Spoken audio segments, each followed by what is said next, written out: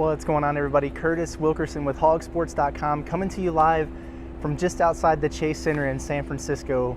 Just an incredible arena, a beautiful city, and this is the place where it's going down tomorrow night. Arkansas versus Gonzaga in the Sweet 16. Been here all day. It's been surreal, to be honest with you. This arena is state of the art.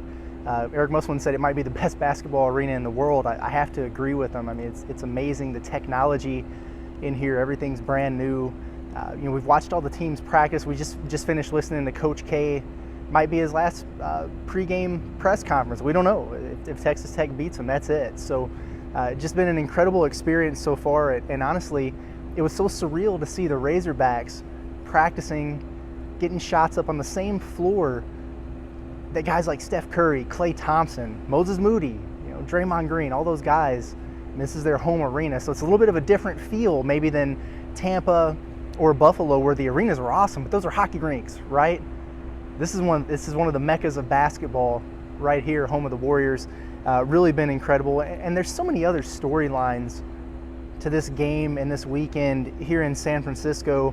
Muss playing in the Golden State Arena. Golden State, a franchise that fired him when he was an NBA head coach. I think that's probably pretty rare.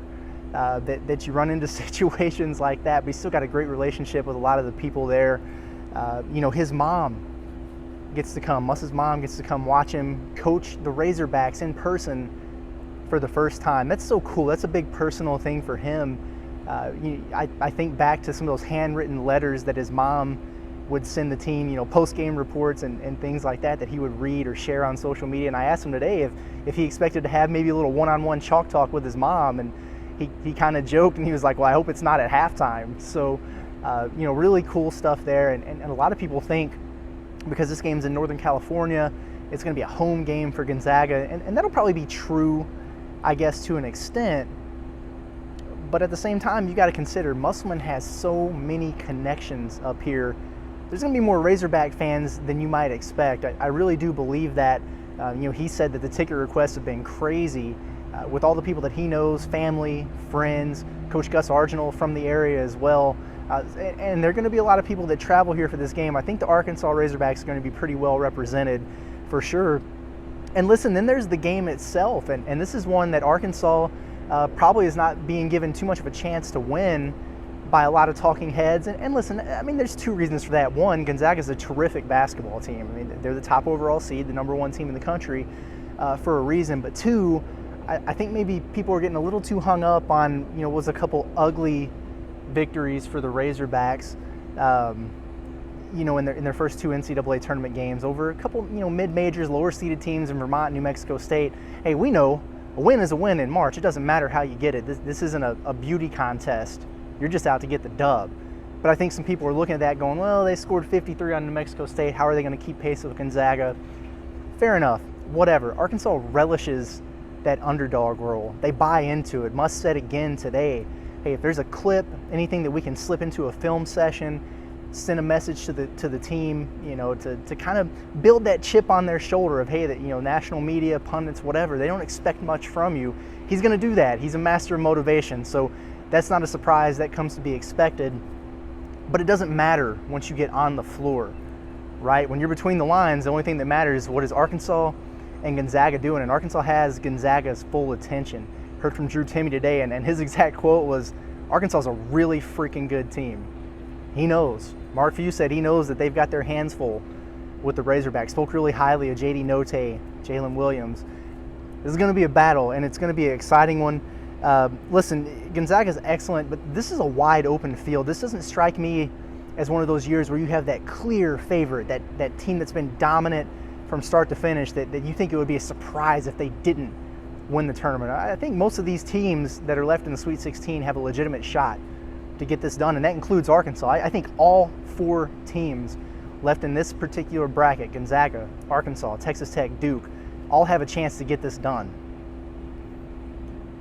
But, Arkansas is more capable in pulling this upset. Let's talk keys for a minute. A little bit different. It's not really a live reaction so much as a preview pod. So let's talk about some keys to the game for Arkansas. How are they going to do this? First thing that stands out to me, you got to get the best from your best, right? Arkansas has won a couple games here. J.D. Note is averaging 17 and a half. in those 2 games. Jalen Williams has had a pair of double-doubles, but we can all agree that neither one of them have played their A game just yet.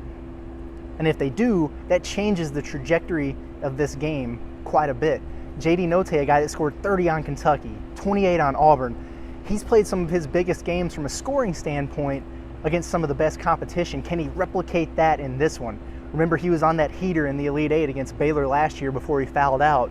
If you get that version of J.D. Notae against Gonzaga tomorrow night, Arkansas is going to be in a good spot. And then Jalen Williams, if he can get back going, a lot of this is going to be defensive for Jay Will, guarding Drew Timme. Maybe he sees a little bit of time on Chet Holmgren, we'll see. But can he put some pressure on those guys with his offense and his versatility? They both talked about how he can put it on the floor, challenge from the perimeter.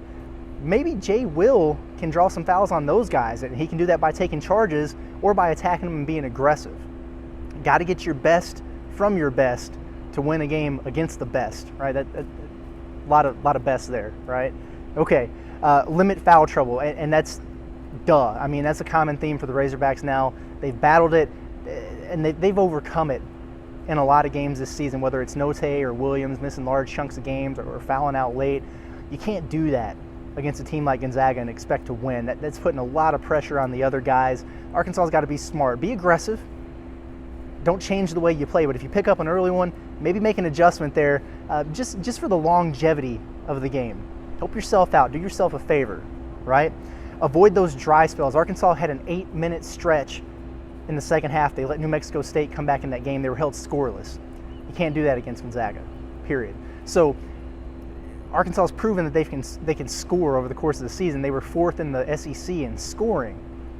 But those scoring droughts hurt you, especially when you're playing really good defense. So when Arkansas needs a bucket, maybe there's a mini run, a 5-0 run, 6-0 run on them, who can they go to get them that bucket? Is it JD who can create it off the bounce, get to the free throw line, whatever, knock down a 3? Can you feed it into Jalen Williams and get an easy score around the basket? Can Amude be that guy for you? It could be anybody, but they've got to be able to find that when they need it. Quell any of those runs. Don't go on those long droughts and put strains on your defense.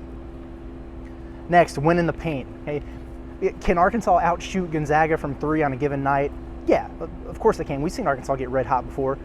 Is it likely? Probably not, in fairness, okay? But Arkansas has overcome poor three-point shooting all season by what? Winning in the paint, winning on the glass, getting on the offensive boards, attacking the rim relentlessly, getting to the free throw line, and winning in free throws attempted. So they make up for any deficits that they have shooting 3 by winning in these other areas. That's going to be an important one. Gonzaga struggled at times in this NCAA tournament as a defensive rebounding team. So can a guy like Au'Diese Toney get going with those offensive rebounds, drawing the contact and getting to the line? If he does, that'd be huge for the Razorbacks. Transition defense, I think that's going to be a key. First, transition offense, Arkansas's got to get out on the break. That's how you build up some scoring, right?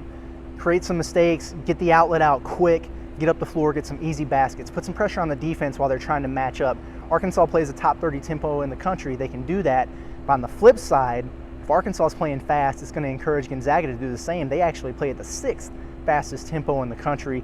They can really get out and hurt you in transition. It's going to be important for Arkansas to not only sprint back and not get beat back defensively, but you've got to communicate. You've got to be pointing, talking, getting matched up. Make sure you're not leaving a man wide open, not leaving Holmgren open for a rim run, not leaving Bolton open on the wing for a transition 3. You got to get matched up and get back, because when Gonzaga gets going in transition, that's usually when they have a 2 to 4 point lead that gets built to 12 to 15 in a hurry, right? So just a few keys there for the Razorbacks in this game. Usually you'd throw in there, cut off the head of the snake, right? Arkansas usually builds their scouting reports around limiting the opponent's best player. Well, how do you do that when, how do you cut off the head of a snake when a team is a Medusa of sorts? They've got a lot of heads on that snake. It's a very balanced attack. All 5 starters averaging double figures.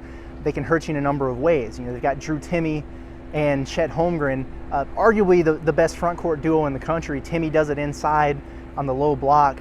He's a great passer out of there, high IQ player.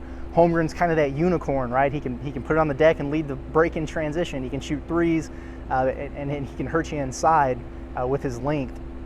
And then the backcourt, you got Andrew Nembhard, former Florida player, 6'5" point guard that really makes everything go for him. Bolton shooting almost 50% from three on the year, which is a ridiculous percentage. He's taken a high volume of attempts too. And then they've got a guy who presents some matchup problems in Julian Strother, a 6'7" wing, who really hurts you slashing, but he can shoot it as well. So a lot of different guys that Arkansas has to account for. That's what makes Gonzaga a difficult team to play. But they've also got to account for the Razorbacks. We talked about what Note and Williams can do, the X factor of Stanley Amude, if he gets going on a South Dakota stand kind of night. Can Aldis Toney get his offense going to match the defense that he's been playing? And then obviously Jalen Williams, Devo Davis, March Devo. We're going to get another vintage performance from him. I don't know, we'll see, but it's going to be exciting. I really do think Arkansas's got a great chance to do something special here in San Francisco on Thursday night. We'll find out how it goes. Tune in. It's 6:09 Central Time on CBS, 4:09 if you're out here in the Pacific time zone. It's going to be great. Arkansas, Gonzaga, Sweet 16, the Chase Center. You can't ask for anything better. This has been Curtis Wilkerson with HawgSports.com. I'm looking forward to bringing you all the coverage before, during, and after all the events that happen here in the Bay Area.